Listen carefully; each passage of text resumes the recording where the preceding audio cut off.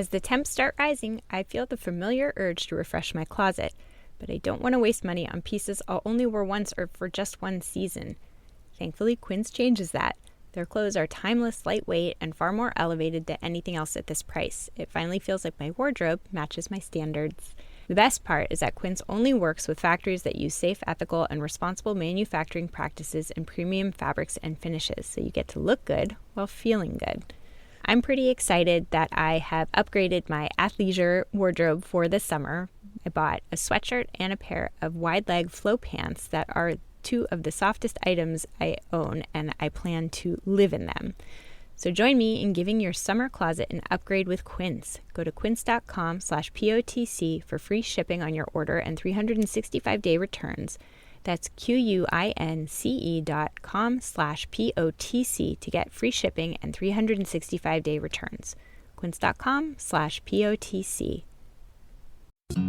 Most of us get a little bit of a boost and a benefit from doing pro-social actions. Like it's a little bit of a benefit to ourselves. Right. It's like the science on gift giving that we get more benefit from giving than receiving. And that's true with acts of generosity, not just material goods. And I think it also makes it easier to ask for help, too. You know, if you feel like you have been doing your part, then some of those cognitive obstacles become less strong. That was us on Psychologists Off the Clock.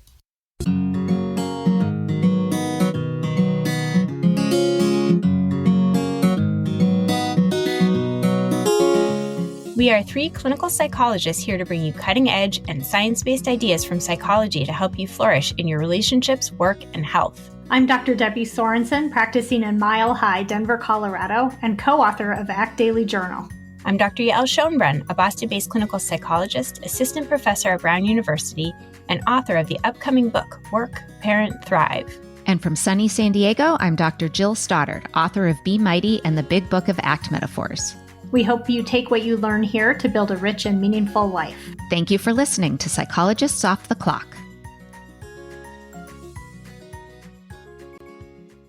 Psychologists Off the Clock is proud to be partnered with Praxis Continuing Education. Praxis is the premier provider of evidence-based training for mental health professionals. And here at Psychologists Off the Clock, we are huge fans of Praxis. One of the things I love most about Praxis is they offer both live and on-demand courses. So if you're really looking for that live interaction with other people who are taking the course, you can get that. Or if you have a busy schedule and you need something that you can just kind of click onto whenever you have time, they offer that as well. And every course I have ever taken from Praxis has really been of such value to me.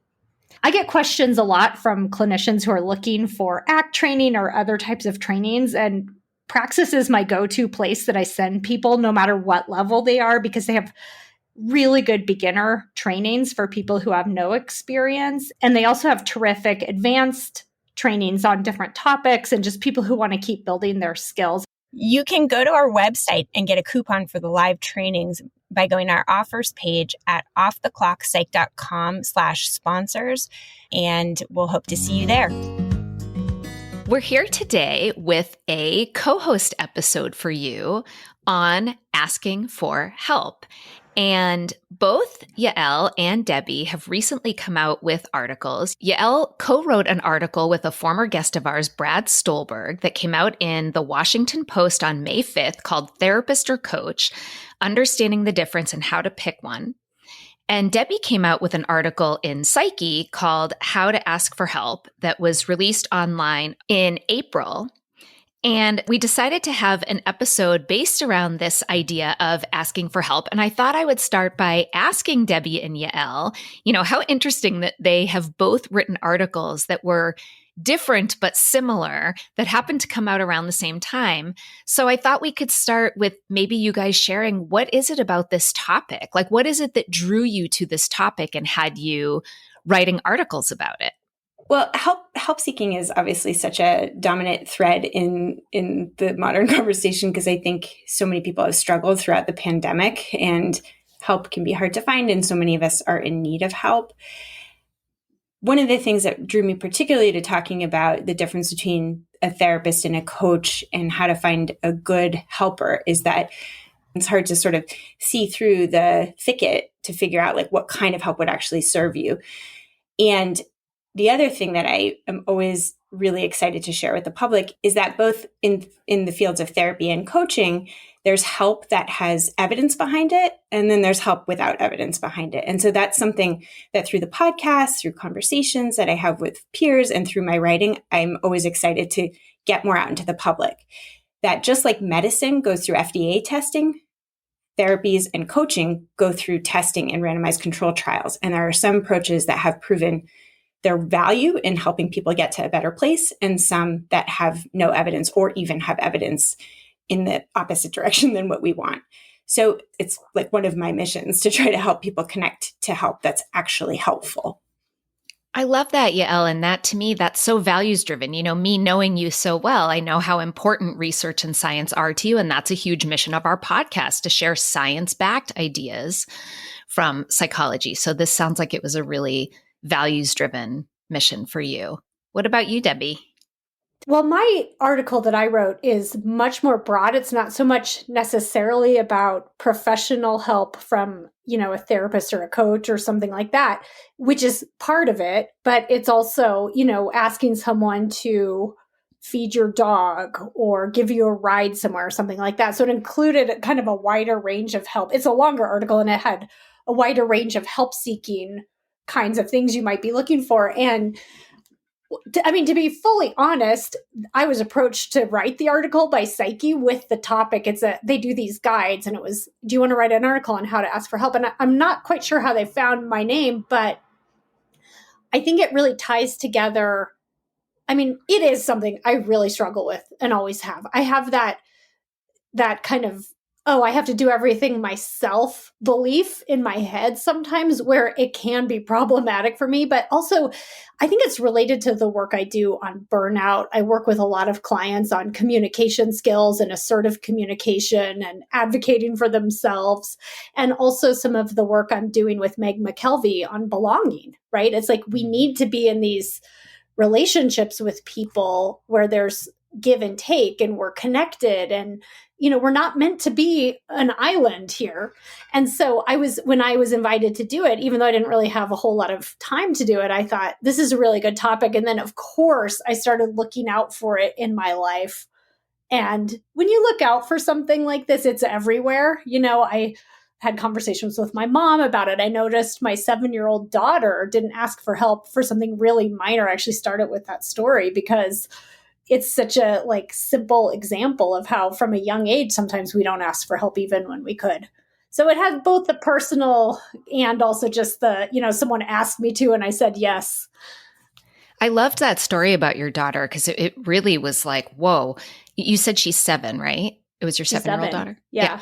That even at 7, she said the words, I didn't want it. So it was, if you read the article, it's a story about Debbie's daughter asking Debbie to open her water bottle for her. And she had gone all day through the school day, not drinking water because she didn't want to ask someone to help her open the bottle.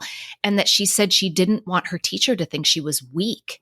And even the fact that she used that word at 7 was it really hit me, that at such a young age, we're so, evolutionarily, we are meant to work in community and tribes, right? And Yael, you talk about this in your book about allo-parenting, and that we really are supposed to be sharing the load.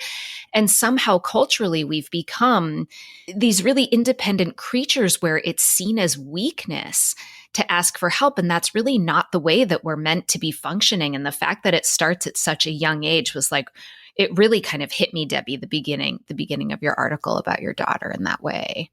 Well, I'm glad to hear that, because I think that it was such a good example. And what's funny about that story is that she didn't want her teacher to know she was too physically weak to twist the top of her water bottle.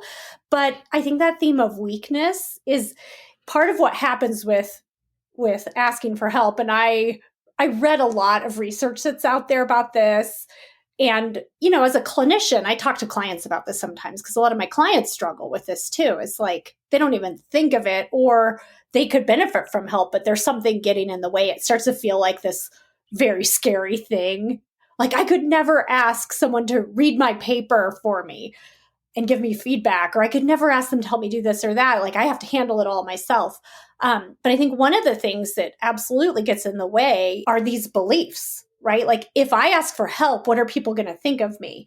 Are people going to be mad at me? Are they going to think I'm weak, like physically, possibly, like the water bottle lid, but also are they going to think I'm emotionally like weak because I incapable. can't handle it? Yes, incapable. Yeah.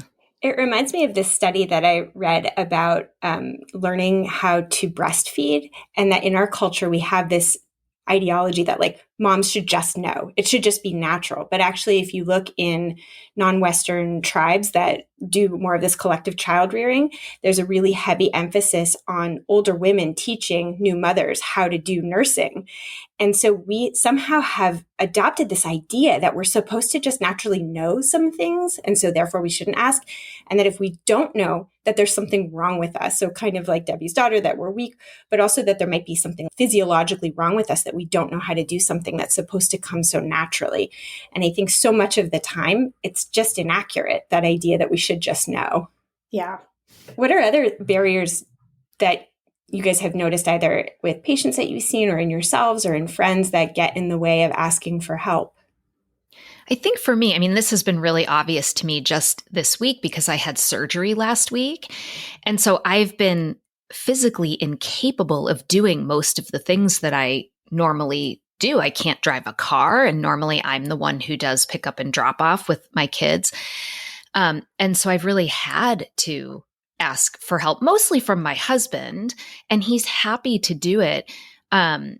But it's a couple things. One is this fear of looking or seeming incapable, but mostly for me, it's I don't like putting other people out. I don't want them to be annoyed at me. I don't want them to think that what's the word I'm looking for? I think it's an annoyance. Like I know how busy everybody is.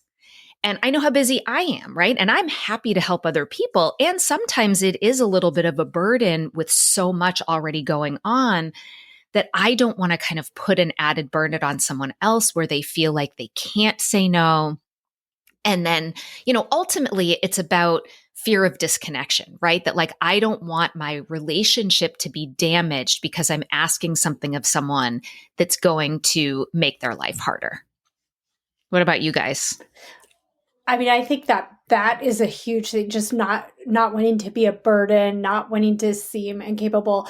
I think a lot of times it's emotional discomfort around the asking itself, right? Like, I think there can be strong fear of rejection if you ask for help and someone says no. It's very painful. Sometimes it feels really awkward or vulnerable to ask for help.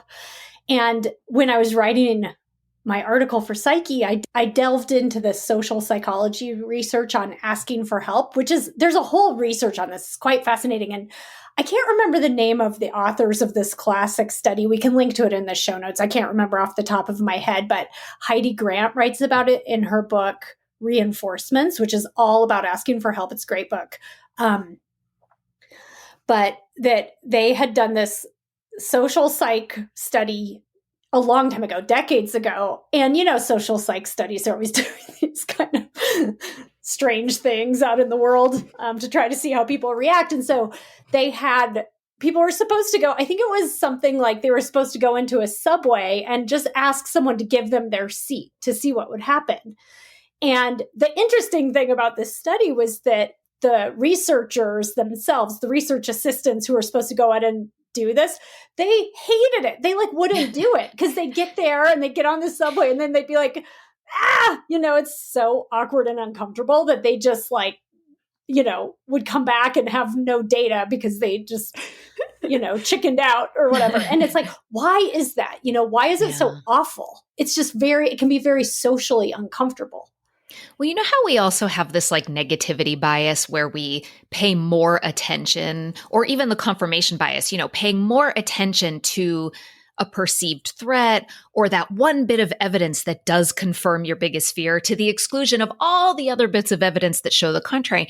This brings to mind for me, I do have a friend who developed a reputation in our friend group as being someone who asked for a lot of help a lot of the time.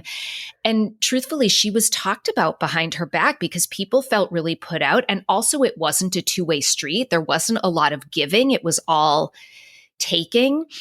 And so I have this one example, though, that is what I think about, like, oh, that's what everybody is going to think about me if I ask for help this one time, right? It's like paying attention to that one time this was true that led to disconnection in relationship and criticism and like some gossip and basically like all of my fears being proven to come true, but not paying attention to all the times that absolutely has not been the case.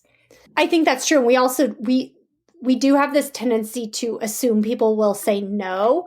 And on average, we think people are going to say no more than they actually do. So there's a little bit of a bias there too, where we remember the times we got a no answer and we latch onto those, but actually that causes us to overestimate the likelihood that our request will be rejected.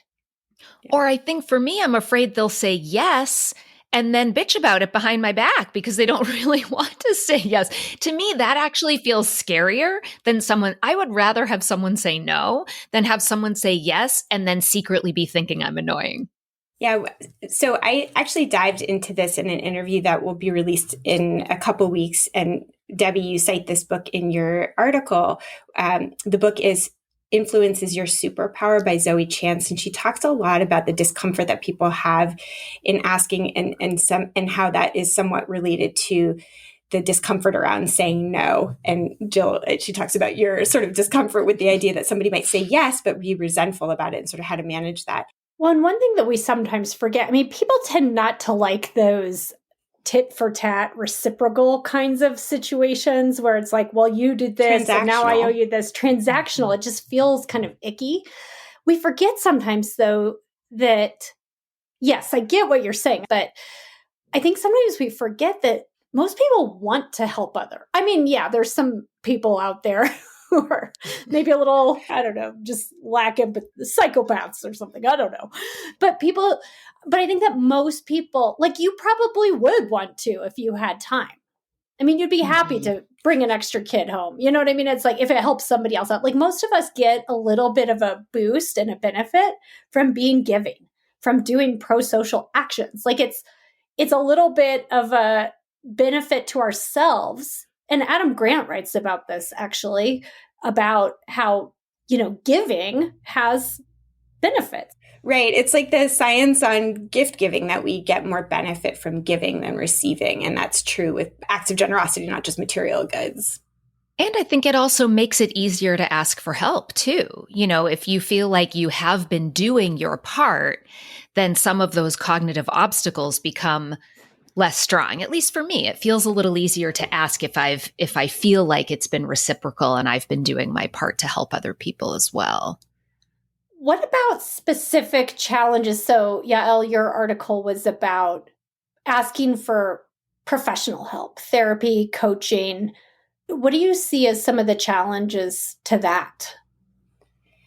Yeah, so there's a number of things that we didn't actually even talk about in our article, but I do think that some of the challenges include the stigma of, is there something really wrong with me? Do I have a mental illness? And sort of the anxiety about a diagnosis. And similarly, I do a lot of couples therapy, and I hear a lot of couples that tell me, we waited a really long time because we didn't want to admit that there was something wrong in our relationship. I think that more and more that is getting worked out in sort of the modern conversation, that many people can find benefit in professional help, and that the stigma around mental illness is reducing to some extent, especially in certain segments of the population. I think insurance coverage and financial constraints is a real issue with therapy, and availability. I mean, that's been a huge problem throughout the pandemic. And we've seen the growth of services like online therapy becoming more available. And I think that helps accessibility. But then you have this other issue that comes up, which is what my article with Brad Stulberg talks about, which is a lot of those online resources are not necessarily evidence-based. And so I think that can be a real challenge. But one of the things that I like to let people know is that even though resources like our podcast or books or workshops aren't therapy in the traditional sense, that they can be quite therapeutic. And there are many online and bibliotherapy resources that have a strong evidence backing and that are easily available at low cost. And so that's something that I am constantly letting people know. You don't have to find a therapist to get help.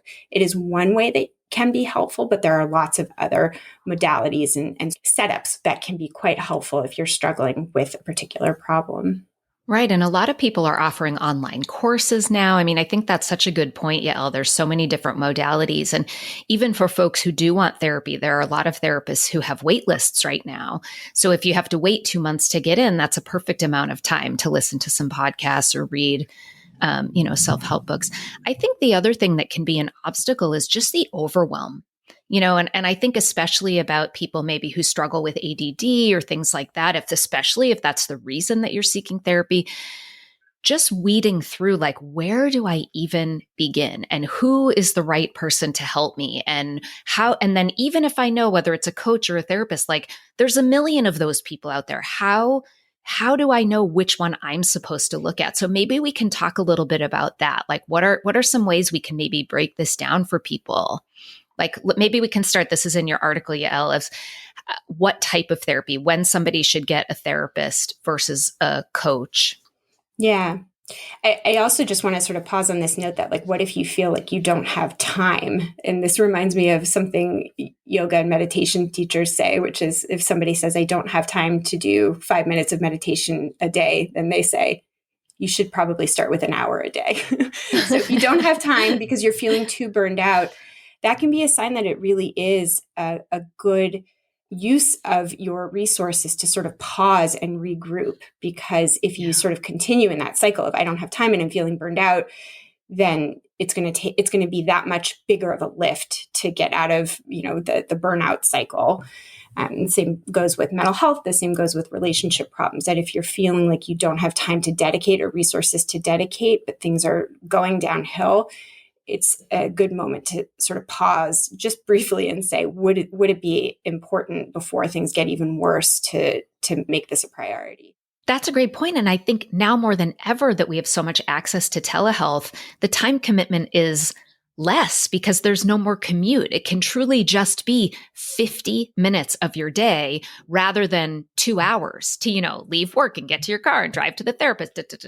Don't you find that sometimes your clients, like during the times when they need you the most is when you just don't hear from them? Either they're just, oh, I was too depressed to come in, or I was too busy and stressed. And I get it. I mean, I do the same thing. Sometimes I don't do the things I know I should because I'm stressed out. And it's just a reminder sometimes, well, that might be a really good time to talk to your therapist, in fact. Yeah. Yeah. I've definitely had phases in my life where I've felt too busy, and it turned out that I really should have sought help much earlier in that cycle. And I am more on top of it now because I've learned the hard way.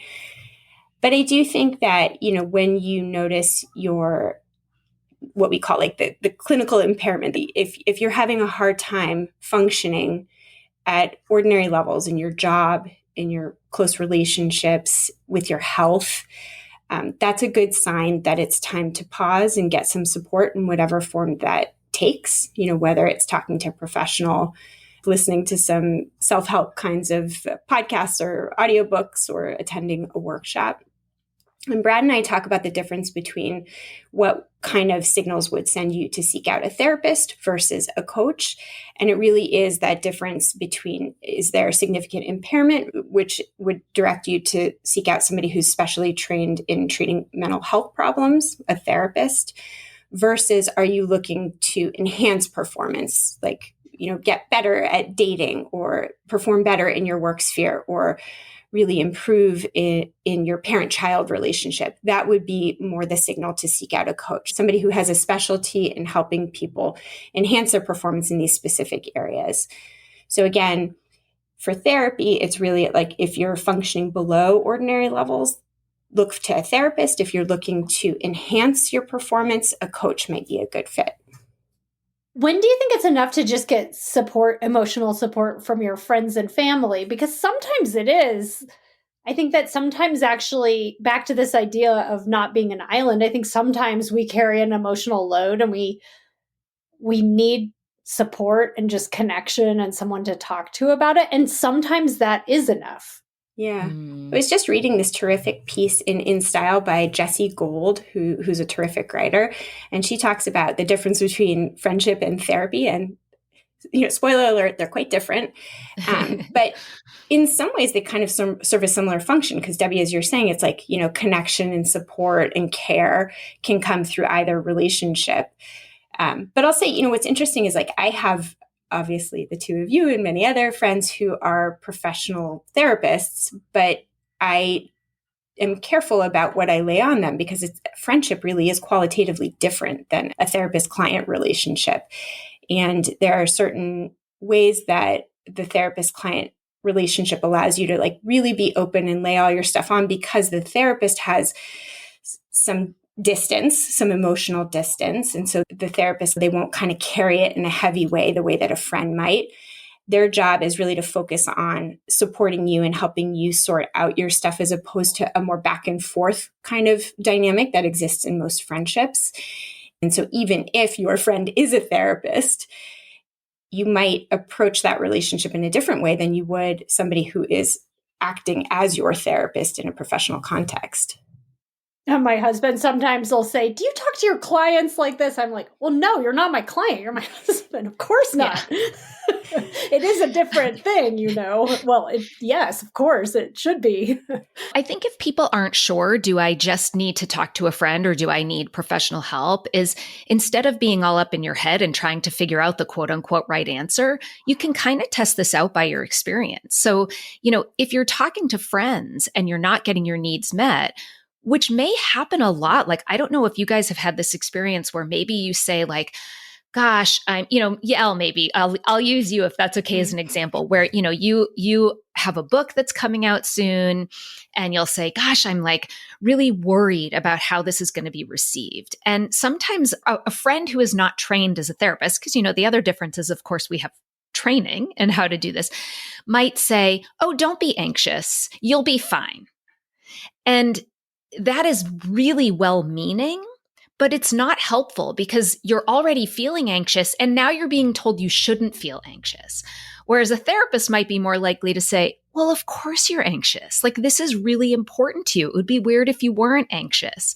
And something that simple can make the world of difference. And so I think if you notice you're going to your friends a lot to talk about the things that you're struggling with and you're just not getting what you need, even if you don't think you have a diagnosable mental health issue, even if it's not totally interfering in your functioning, but you're really struggling and suffering and not getting what you need, like that can be a really good reason to seek out professional help from a therapist.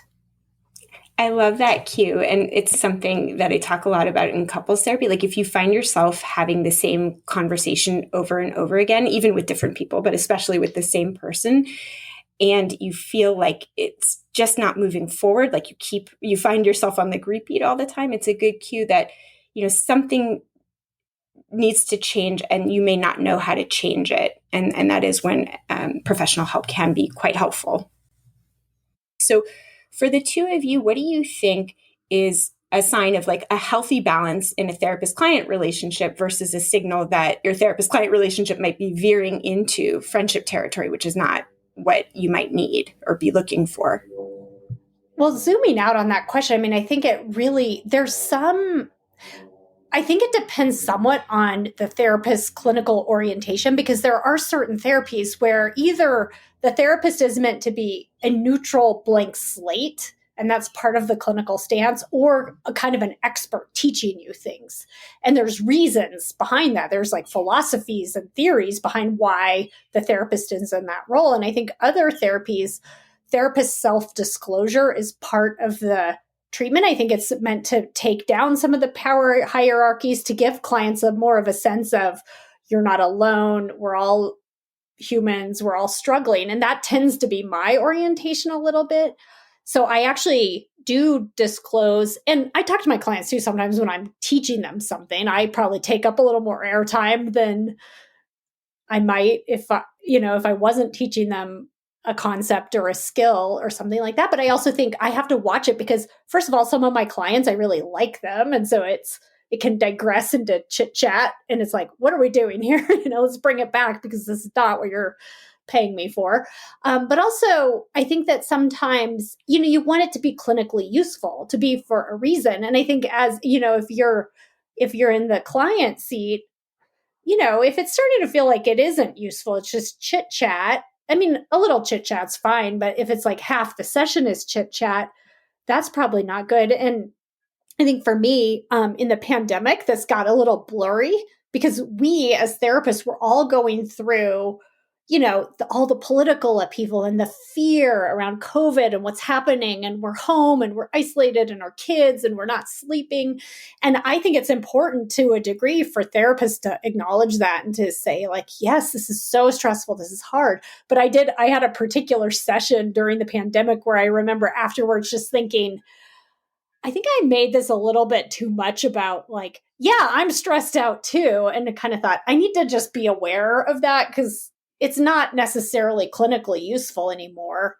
So anyway, I think it depends a little bit. And I think for different clients, some might really like that. And some might be like, I don't want my therapist to be talking about themselves. You just took those two words right out of my mouth. I was going to say one of the things that I think all of us are trained on, no matter what our orientation is, any question that comes up like, should you hug your client or not? Should you drink water during session or not? The answer is always, it depends. It's contextual. It depends on the function. And Debbie, I think that the COVID example is such a good one because this was the first time where when clients came into session saying, how are you? It was the first time it didn't feel like that small talky thing we all just do to start a conversation where pre-pandemic, if a client said, how are you? I would say, I'm great, or I'm tired. And then we would go right into the therapy. Whereas I really sensed during COVID that when clients were asking me this question, they were generally concerned about me and wanted to know how I was doing. And that conversation could be done in a way that was still about them and therapeutic to them. And even if that's just about rapport and our relationship, we know that the biggest predictor of outcome in therapy still is the quality of the therapeutic relationship. And that sometimes that disclosure can really be used in that way, especially if clients are otherwise feeling disconnected, like being locked down and not having that same level of interaction that they've had in the past. Back to the question of how to find a good therapist fit, I often encourage people when they call me for a referral to talk to a few people because I think that fit, just the relationship, the fit, just having that sense of, oh, I click with this person, I feel like they can help me. That is a variable that predicts a good outcome. And it's hard to know that until you have a conversation with someone and just try it, even maybe a session or two to just get a sense of that. Because sometimes it's just not, and it's not personal even. It might be the most qualified person, the biggest expert, and you're like, we're just not clicking here. And that's okay. Yeah. But I think that might be a good time to move on or to interview a few therapists and find one that does feel like a good interpersonal fit with you. I usually recommend that people give it like 3 sessions. And if by the end of the 3rd session, you don't feel like you're clicking and comfortable and safe and can open up, that's probably a good indicator that this just isn't the right therapist for you, even if they're perfectly qualified.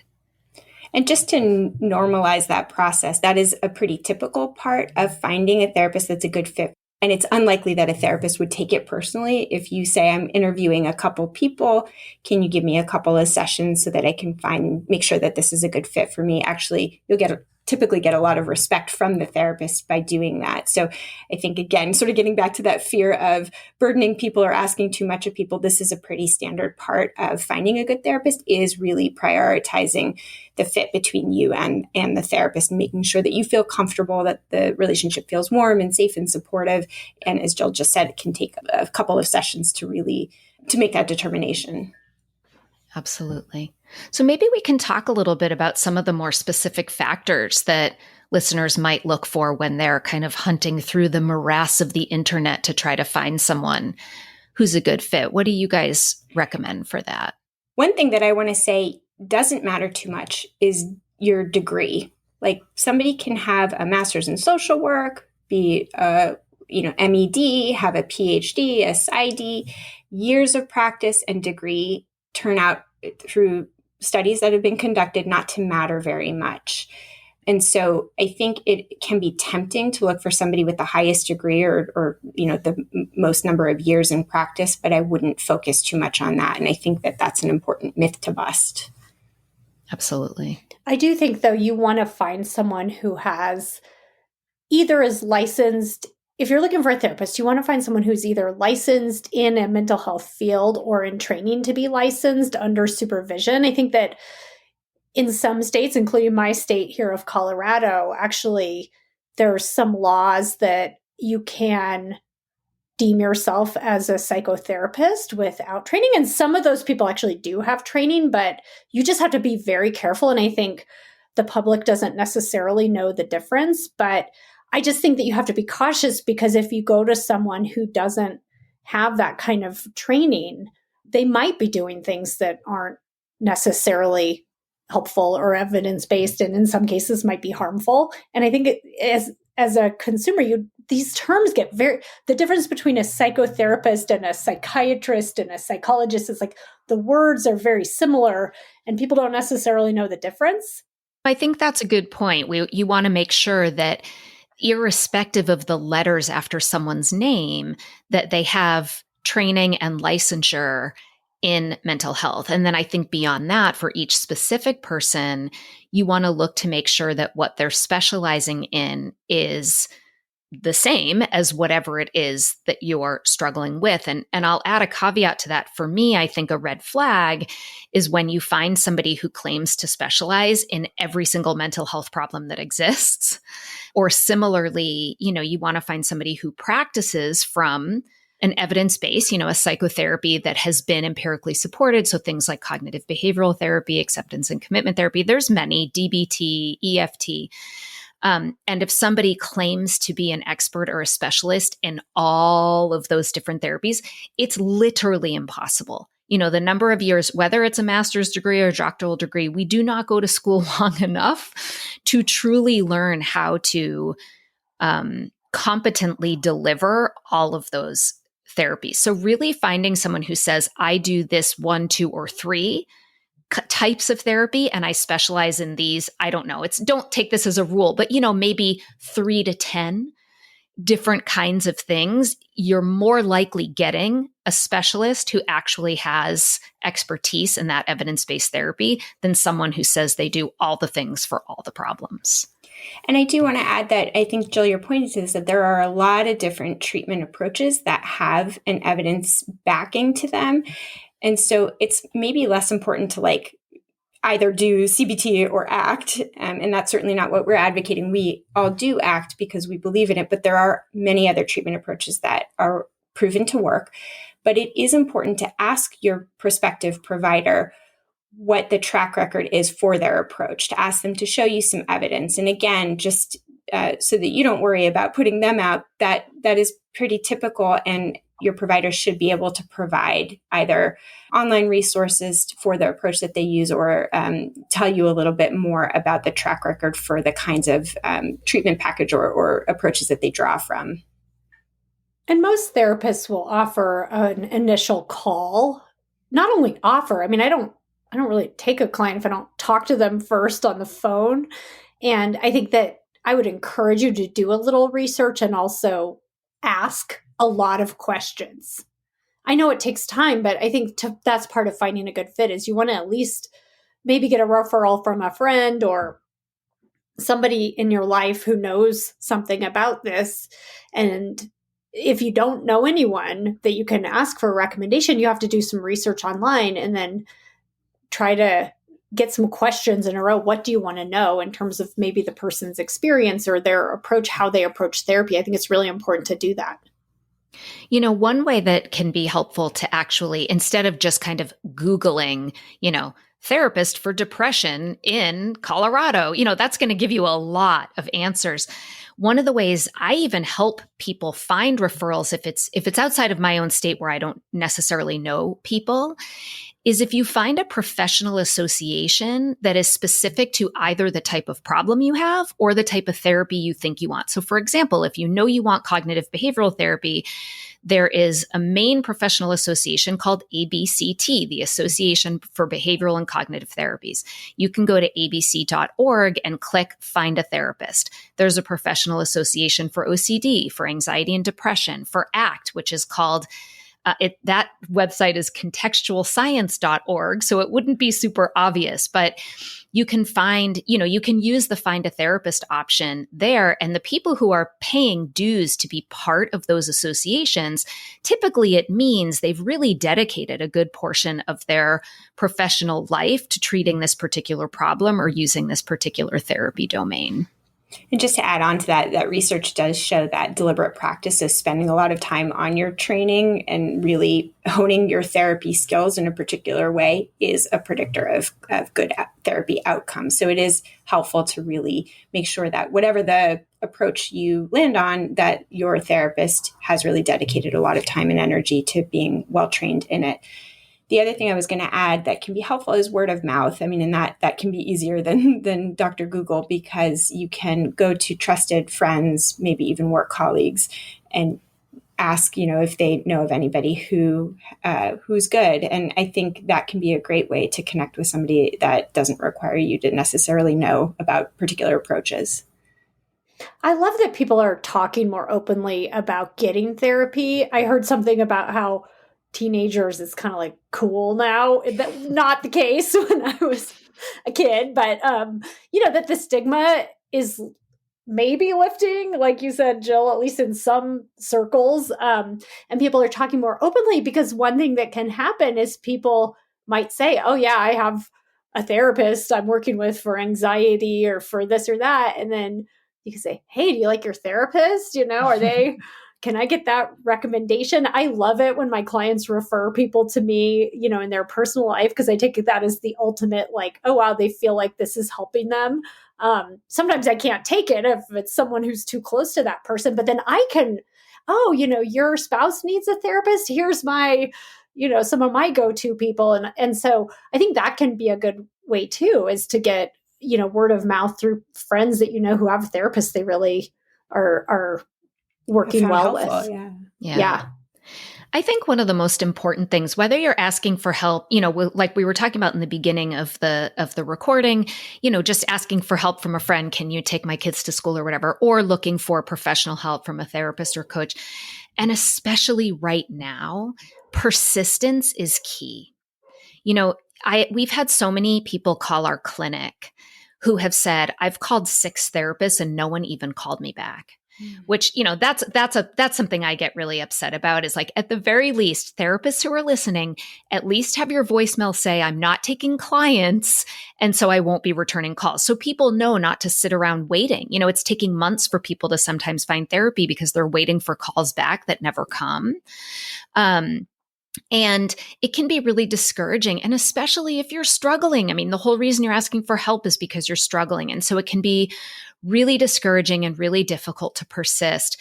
But, to not give up. Somebody is out there who can help. And as Yael was saying earlier, whether it's podcasts or self-help books that you can be accessing while you're trying to get help. And if you're struggling to find professional help, maybe there's someone in your life you can ask to help you find that professional help. I mean, zooming out too, to a broader conversation about help, I just want to acknowledge the cultural piece of this, because I think that we talked about some of the cultural challenges or barriers. When you're in a more individualistic cultural or society, there's that sense of, I have to do everything myself. I have to be alone. I can't ask for help, whether it's professional or, just personal help. But I do think that creating a cultural shift takes everyone being more willing to ask for help, being willing to talk openly about different kinds of help that they get and give, to offer help, to ask for help, to receive help. And in the end of my article on my psyche guide on how to ask for help, I actually use our podcast as an example where we try, I mean, I don't know, we probably don't do this perfectly, but we try to make it very acceptable to say, hey, I am maxed out right now, or I have this issue going on, or I'm going out of town. And to make it okay to say to people, I can't get this done in time. Can you help me out with this, or offer help when it's needed? Because I think that, there is this snowball effect. I think if you are willing to ask for or offer help, then maybe that person will do the same. And I think whether you're in a corporate environment or a family or a team or a neighborhood, just having that cultural vibe of like, it's okay. It's not only okay, it's good. Like, we need each other. It can shift things and make it so that it's not such a big deal. Well, and we know that modeling is incredibly powerful. It's a powerful behavior changer. And I think that's part of what you're talking about. And I'm thinking about, seeing you guys model offering help and asking for help has made it much easier for me to be able to do that. And I'm thinking of another really good friend of mine, my good friend Tracy, who her husband just retired from the Marine Corps, but being part of Marine culture, you have to get comfortable asking for help. And as an officer's wife, she's someone who's often given help to, other spouses, et cetera. She's so good at providing help and also asking for help. And having her in my life has been a really powerful model for me too, that, I love it when she asks me for help and I'm able to help her. And, she's someone I've come to rely more on without any kind of negative consequence. And those experiences can really help build this. Debbie, I also related to that. I love how in your article you talk about being thoughtful about who you bring into your helping network, that there are some people who are safe and comfortable, and there can be a very, kind and reciprocal relationship, not transactional, but reciprocal. That those are the kind of people that you want to be asking for help and offering help. And then there's certain people that might be less safe. So who might be a good person to have in your helping network? And think about building your helping network. Building it, and sometimes maybe even asking someone where you're not quite sure, because you don't want to keep going to the same nice person all the time and then overwhelming them. And so maybe sometimes going a little bit outside your comfort zone to ask someone new or somebody where you're thinking, oh, maybe we can move in that direction, like a neighbor, you start to kind of build that up over time through that reciprocal process. Well, and Debbie, that makes me think too, you mentioned in your article that you do tend to go back to the person who you think is going to say yes. And sometimes women are more socialized to be helpers and to say yes. And then that can add to kind of that gender discrepancy where women are the ones that are kind of always stepping up and nurturing and helping, and to really be aware of those kinds of cultural pieces too. Well, guys, I hope that this was a helpful episode for everybody. We'd love to hear from listeners. If you guys want to tell us on social media about your experiences of asking for help, we'd love to hear from you. If you're a Psychologist Off the Clock listener and you love gaining wisdom on living well from good books, join our new Psychologist Off the Clock book club. We're going to be meeting the second Thursday of each month at noon Eastern Standard Time in the U.S. Book club members will be invited to attend monthly book meetings with our team, join our private Facebook group, you'll get a monthly newsletter, and you'll get to vote on upcoming books that we'll discuss. To join, all you need to do is become a Psychologist Off the Clock book club Patreon supporter. Go to Patreon and search for Psychologist Off the Clock, or you can link to it through our offers and events page at offtheclockpsych.com. We hope you join us.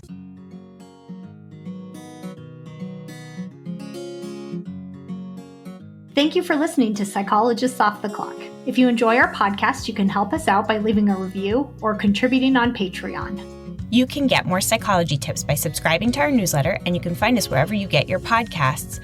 Connect with us on social media and purchase swag from our merch store by going to our website at offtheclockpsych.com/merch.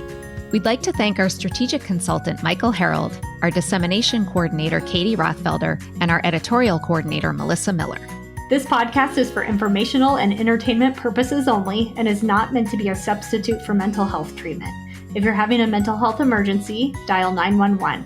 If you're looking for mental health treatment, please visit the resources page of our website, offtheclockpsych.com.